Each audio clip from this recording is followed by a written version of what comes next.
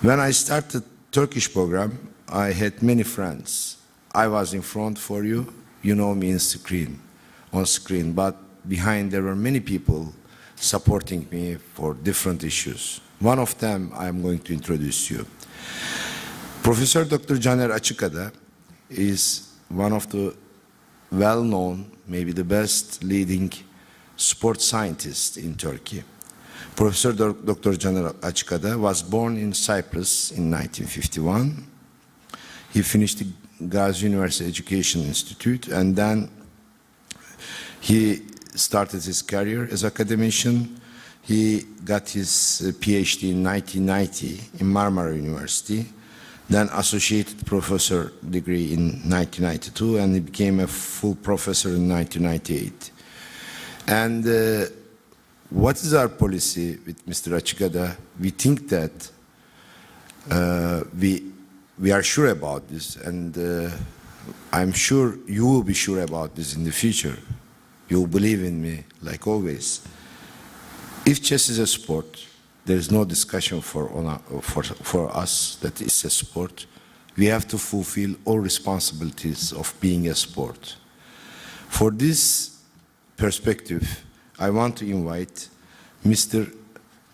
Professor Dr. Caner Acikada to make his presentation. The title should be corrected. It's Chess as a Sport. Please, Professor.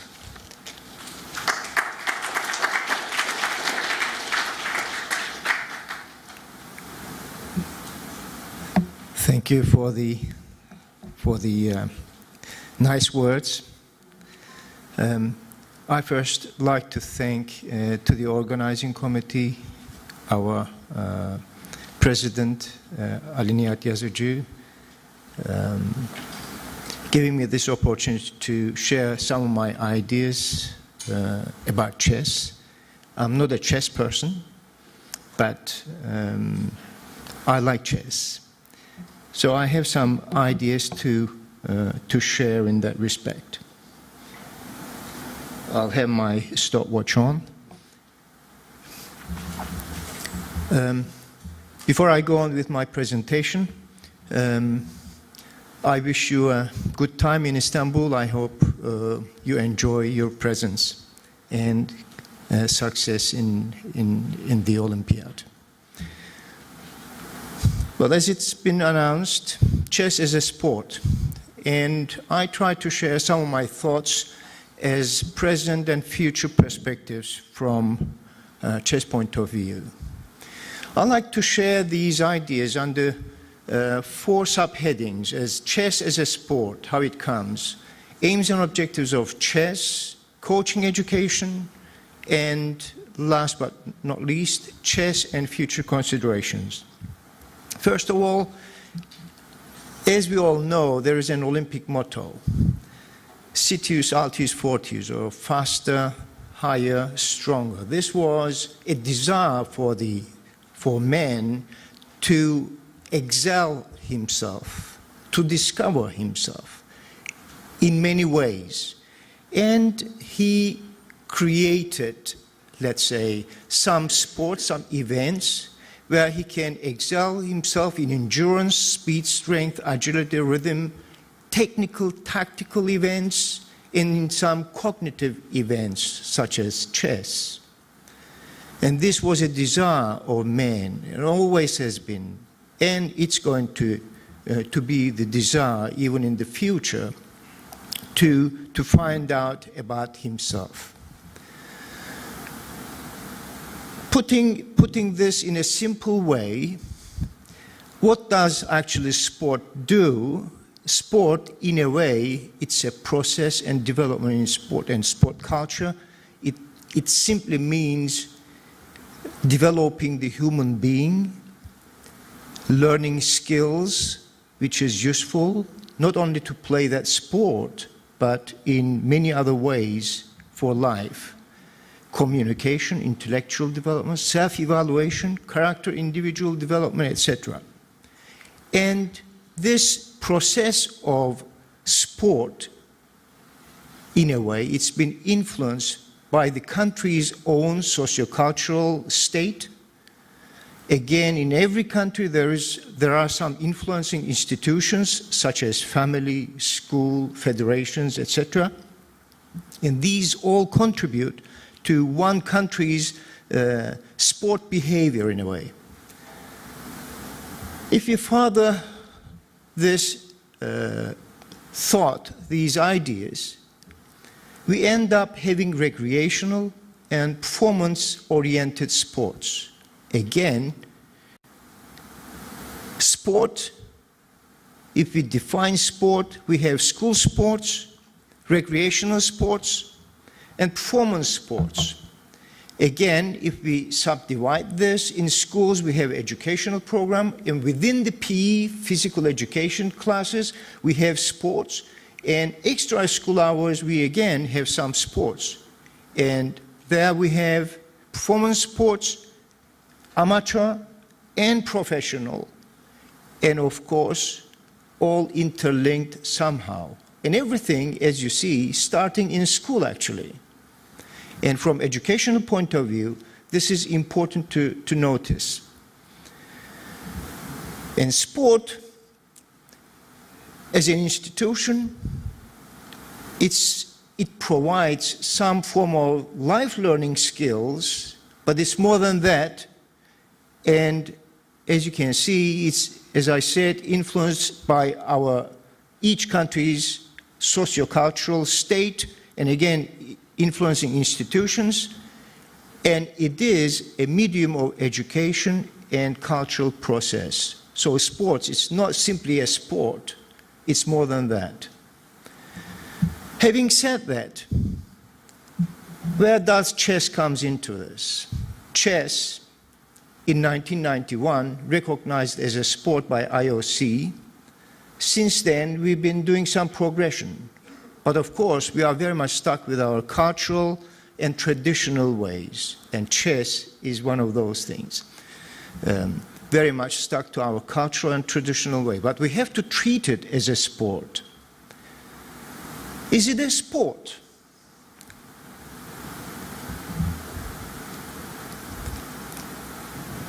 We have some countries that have doubt about being sport or not, but there are some countries, they have no doubts it is a sport. But I'd like to tackle this in a different way to explain why it is a sport and how it functions as a sport. Encyclopedia Britannica defines sport as those activities by its content, objectives, and difficulties achieved by physical competition, game and play, and contest. We pinpoint, we define some certain phrases in this definition. For something to be a sport, it has to have play and game and enjoyment element, competition, contest, and a challenge, which chess fulfills these elements, and it has to have some form of physical exertion. Gutmann defines game and sport, spontaneous game and sports, organized games and sports.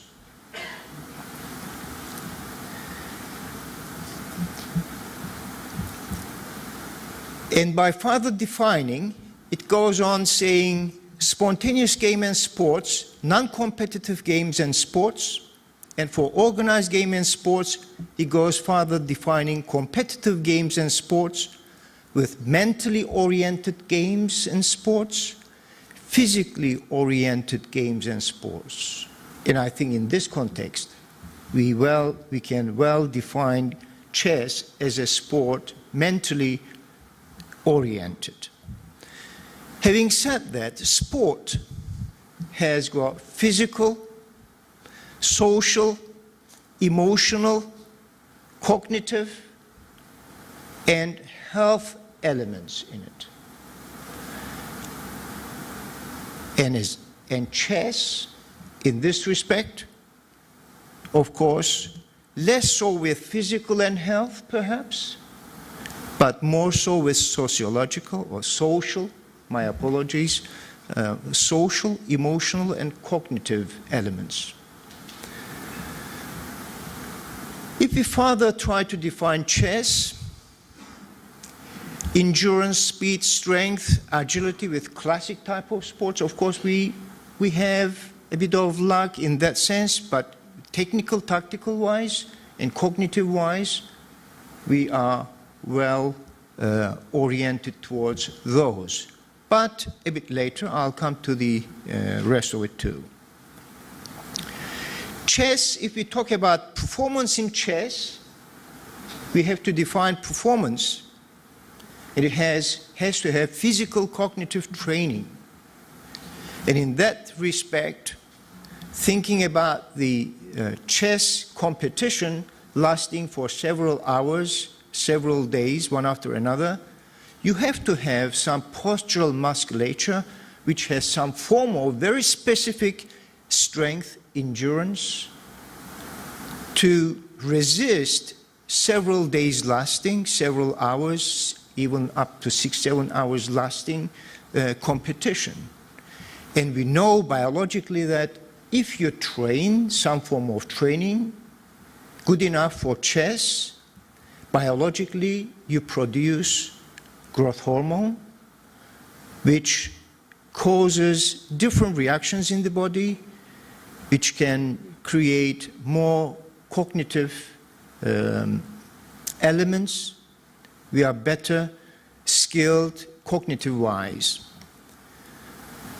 Having said that, sport and sport culture, actually going back to 18th and 19th century, almost all sports belonged to aristocrat classes.